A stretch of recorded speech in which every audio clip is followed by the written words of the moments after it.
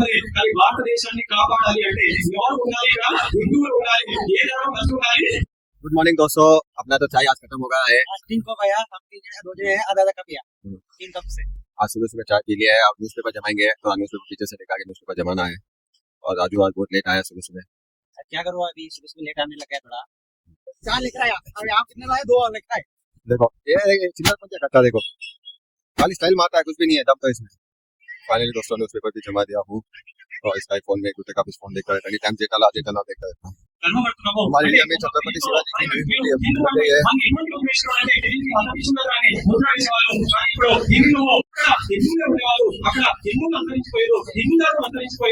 ఇస్లాం రాజ్యంగా ఏర్పడింది. ఇప్పుడు చెప్పండి, భారతదేశం బతకాలి అంటే ఏ ధర్మం బతకాలి? ఎవరు బతకాలి అంటే భారతదేశం బతకాలి అంటే హిందువు ఇక్కడ ఉండాలి. భారతదేశం బతకాలి అంటే హిందూ ధర్మం ఇక్కడ ఉండాలి. అంటే రెండు గొప్పగా ఉండొచ్చు. భారతదేశం గొప్పదే, హిందూ ధర్మం గొప్పదే. కానీ భారతదేశాన్ని కాపాడాలి అంటే ఎవరు ఉండాలి? ఇక్కడ హిందువులు ఉండాలి. ఏ ధర్మం బతికి ఉండాలి? హిందూ ధర్మం బతికి ఉండాలి. రామాయణాన్ని ఇవాళ మనం చెప్పుకుంటాం, శివాజీ మహారాజ్ చెప్పుకుంటాం కదా.